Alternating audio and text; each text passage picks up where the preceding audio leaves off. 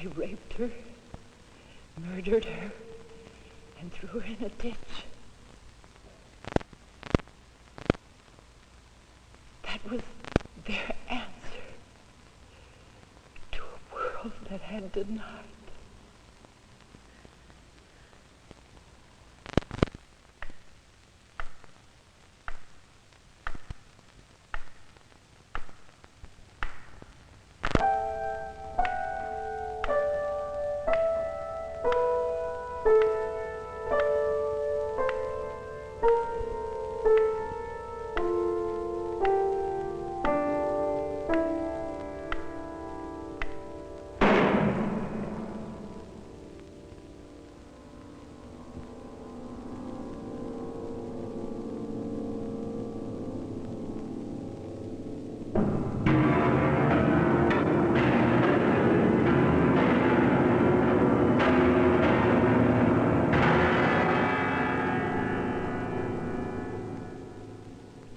I was taking roll this one morning, and the door opens, and standing there are three boys that I had never seen before. And one of them calls out to me and says, hey, are you the teacher? And I say, yes, I am. And he says, mister, I'm going to kill you.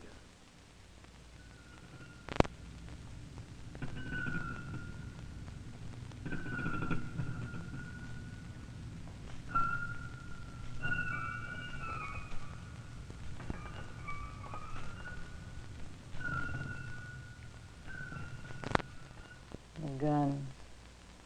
It's absurd.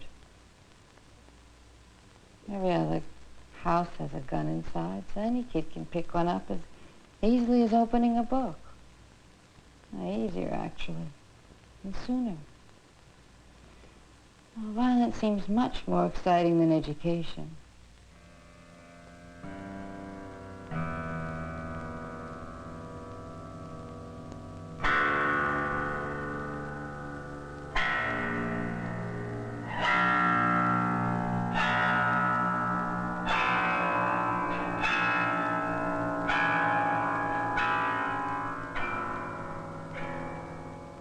As I think back, some of the best times in my life is when me and my brothers would go and pick up my father.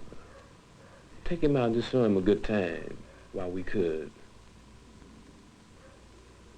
Anyway, it happened that night. Happened one night he was at a store. Pull up to a store to get a little drink. And along comes this gang. These chumps come up, one of them pulls out a shotgun and puts it to my father's head, right here, and pulls the trigger point blank. My first duty is protection of the community. But what about the ones that are supposed to be backing me up? The courts, the schools, the probation department, the youth camps. They don't seem to be rehabilitating anyone. So the kids remain criminals. And they get better at it each year. Criminals, that's what they are, criminals. 12, 13-year-old lawbreakers. But when they're brought before me in my court and I look down at their faces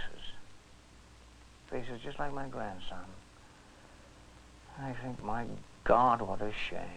What a damn shame what they're doing. They don't realize that they themselves are as much the victims of their violence as we are.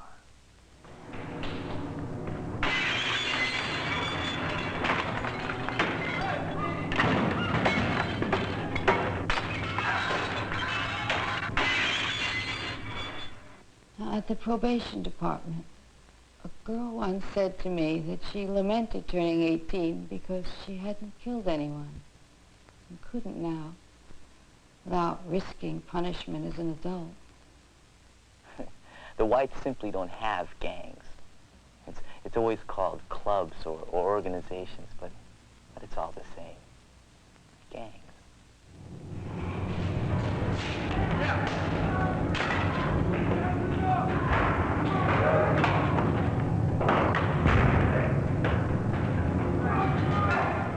I'm a principal, and my assignment was the worst grammar school in the district.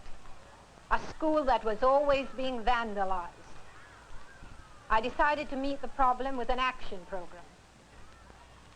And I knew it had to begin with the principal, because the principal sets the tone of the school.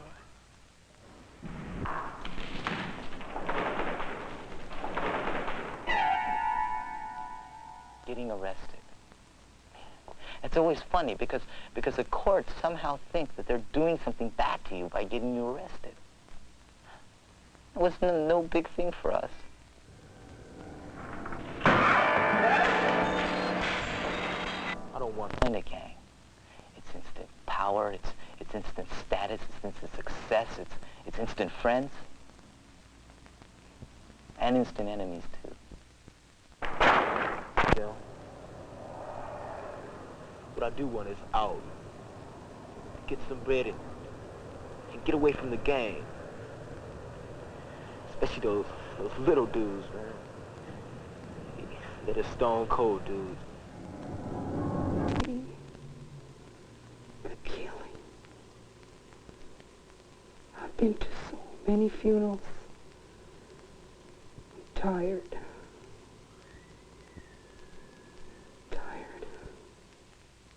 This came in.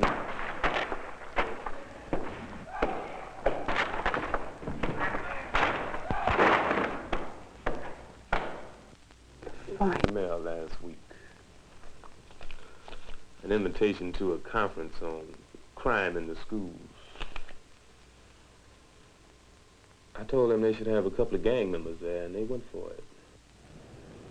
But now they saying they want me to go to a meeting and talk or whatever it is. Ain't really no real reason, except they want to see a real live gang member. Okay, I'll be there. And I'll even dress up for the occasion. These people are probably going to expect me to come in and bow and say, "Ah, sir, very pleased to meet you." The only thing is they are not going to get a polite, smiling Buddha head. In 24 hours, I'll be stepping out of this comfortable superintendent's office into a room filled with destruction and 10 frightened, bitter, angry people. I know what will happen when such diverse people are brought together. All the tensions and pressures of our society will come to boil. Even the setting of the conference will add to the conflict. But conflict, if channeled correctly, can be a vital force that leads to change. And we need drastic changes now.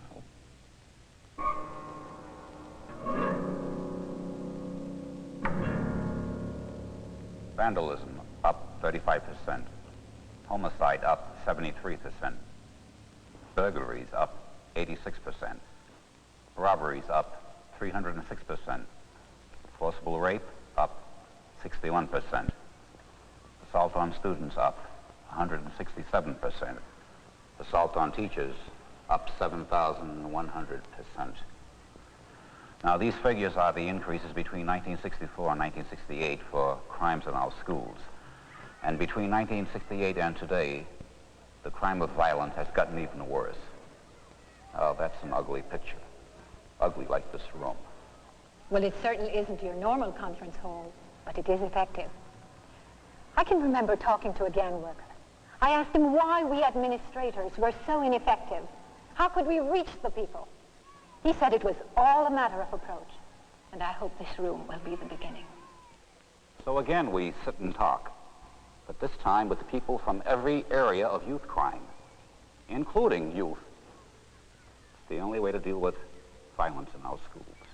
Well, if everybody's here, I've got to ask my question. Who's a businessman here? A factory owner? Anything. Well, then the right people aren't in the right room. And that's a shame. A shame for the kids. You think businessmen can solve the problem? They can do something. I work in the barrio, and I try to help children to find jobs. How do I have time to come to conferences when 50 kids come to me each day 50 kids all begging for work. And maybe 2 or 3 to give out. What do you tell them? Do you send them back out on the streets for more trouble? Well, I'm sorry we don't have a businessman for you. And they say they don't have any money. Well, by the time they fix the trouble, it's going to cost them more money. You know, the people really don't want the good of the world.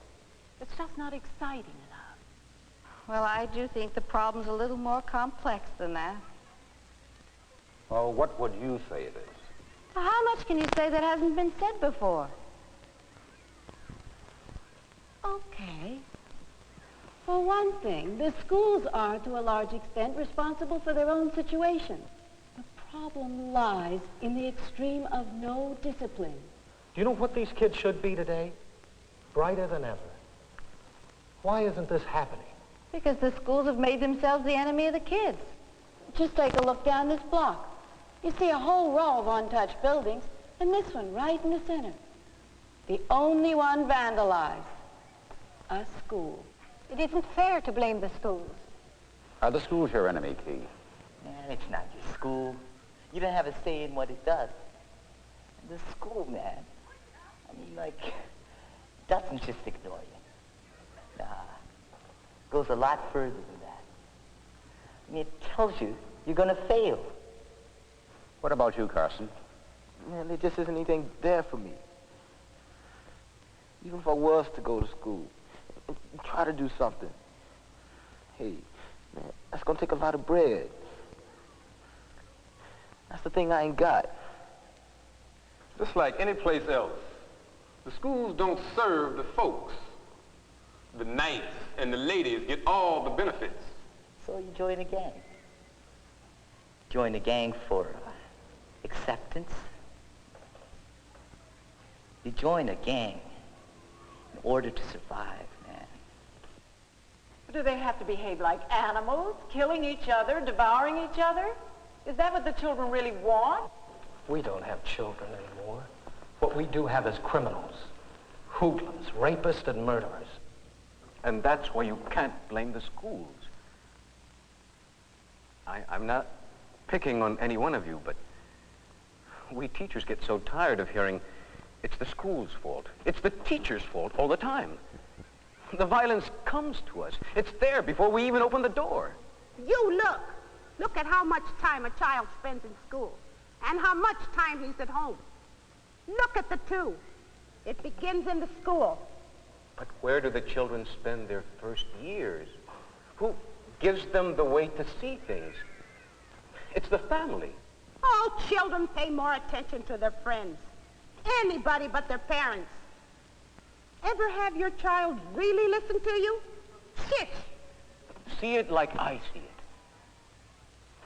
The women teachers, hugging their purses in their laps, trying to teach like that because they know their purses will get taken if they leave them up here on the desk. How can you teach like that? With one hand holding the lesson book and the other hand holding the door closed, trying to keep the violence out. Violence, hate. Doesn't anybody ever use the word love? Love? You can't use love to get through to kids you wouldn't dare give a pair of scissors to. That's because they've missed all the joys of growing up. You can't teach them. They should be removed from the schools for the good of the system. Now, where does that leave us? Do we just sit here and keep score? Yes, sit back. Say, don't bother me. Everybody take the easy way out. Well, it does seem that our society is either saying, do your own thing, or we set limits to the point of repression. No middle ground. No, that's just the point. Irresponsibility.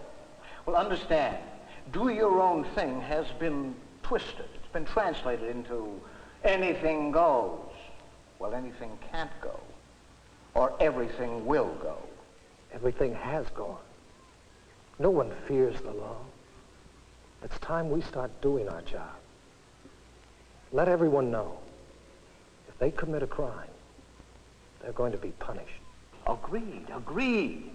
But the danger is that we use punishment in the same way we've used permissiveness. Now, I'm a bit confused. Just what exactly are you saying? What's our job? That's what's important. It's rehabilitation. Now, punishment is a very important tool, but only one tool. I'd much rather send a man to jail for 4 or 5 days rather than 30, because in that time he can come to find out that jail isn't so bad. It's just like slavery. Put a man in chains. After a while, he gets used to it. He wants to live that way because he don't know no better way. But you don't keep that man blinded all his life. And when he sees what he doesn't have, he begins to think very deep about why he doesn't have it. Like the rich people. They want a gym, a swimming pool, or even a new school. It seems like it just springs up over the night. Whereas people like me, we don't get nothing. That's just not true. I don't believe it. What's your name? Carson. What did you say? Carson. Well, Carson, I've been to City Hall. I've yelled and I've screamed and I said, why isn't it safe for me to walk down my street? They don't have any answer for me. I don't know what you're complaining about, Carson. The department has set up sports programs. We give up our weekends for football, basketball. Time we could be spending at home with our wives and kids. Homes, yeah. Where, huh? In the suburb where it's safe? It's not safe in the suburbs, baby. If one of the things, just one of the things, happened in the rich communities that happen every day in the barrio, you'd bet they'd have meetings and solve it fast. Nothing gets solved fast. If we could just get some money where it would help. Aida, that's an easy argument. I'm not saying you're wrong, but it will always be a problem of too little money or not enough time. But are we doing everything we can with what we have? No, we're not even doing our job now. Well, here's a whole room full of experts. What have we accomplished so far? Nothing. If only we would fight as hard to change society as the children fight each other. I think we are fighting hard. Vivian, your programs do offer some solutions. At my elementary school, we try to involve our neighborhood. The teachers and myself walk the community, knocking on the parents' doors, inviting them to participate in our many programs. Yeah, well, that's a fine and dandy thing, if you have a father who cares about that kind of stuff. Well, we've got to start somewhere. Right on. Before they get lost in this jungle. Now, I work with the gangs in the streets. In the streets where the kids search to find their dignity after a sick and aggressive society has turned them away. But there still must be a way to deal with the hardened criminals. We should say, look, you want to know how long you're going to be locked up? That's up to you. And set some goals.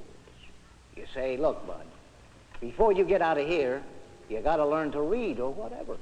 Sure, what? So you can lock me up studying the philosophy of the world or some other bull till I'm 50? No. Before I set any goals for you, I have to make sure they're right. You see, what I'm telling you is, I've got confidence in you. Well, look, I know I make it easy. It's easy to say, but why is it so difficult? Because it is concern invested with love. And that isn't always easy to give. That's very beautiful. But you said yourself, these criminals don't know love out there. No, man. Everyone loves. You go through life, and you go through death, man.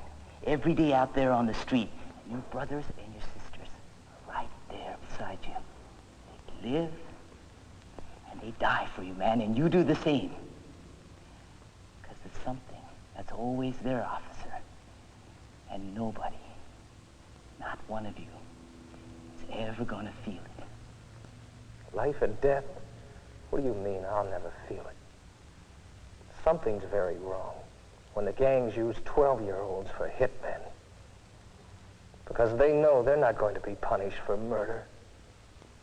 What do you want, Skip? Revenge? I don't want them dropped back in my lap where they can terrorize me again. Yes, and I want him out of the schools. Some place where he can be helped. Because I cannot help him. And I can't stop him. Criminals pass through the probation department like a revolving door. That's an unjust statement. Well, there's some laziness or something going on down there. There's no way to be lazy when each probation officer has at least 100 cases to handle. We're all overworked, Miss Ann. Right. All right, we're all overworked. Because that's not getting us anywhere. Look, the problem is much too big to blame us when everything else is failing. The courts, the schools. How much are people really trying to solve these problems? A teacher cannot be a probation officer, a judge, a policeman, a big brother, and a teacher as well. That's because the schools are going too easy on the troublemakers. Cops are pigs, man. You think I like being called a pig? Well, you think I like being called a nigger? Wait a minute, hold on. I hate you. You say you know where we coming from, but you ain't know the damn thing about it. No more than a little man with a mustache or anybody else in here. I hate you, man. I hate you. You hate me, man. That's the worst part about it. You can keep on ripping off each other and keep on tearing up each other's neighborhoods and hating each other. Oh, man, you can buckle down and see what's really going on. And then once you explode, you tear up everything, including yourself. And more than likely, you'll be the first to go. What are you talking about? You're a Tom, man. Seems like this room has produced some ugly situations. You brought me in here, and you blame me. You don't know me. You don't know what I'm thinking, man. You say, hey, this is your fault. Man, this is not my fault. This is your fault, man. The people in this... Look at me. Look at me! The people in this room, man, are a lot uglier than the room. No one listens, and no one cares, and I want to get the hell out of here! That's your choice. Before you go, please, remember why we came here. Violence. That's what brought us here. That's what we have to get rid of. The Latinos are fighting the Latinos. The blacks are fighting the blacks. The Asians fight the Asians. The whites fight the whites. And everybody is fighting each other.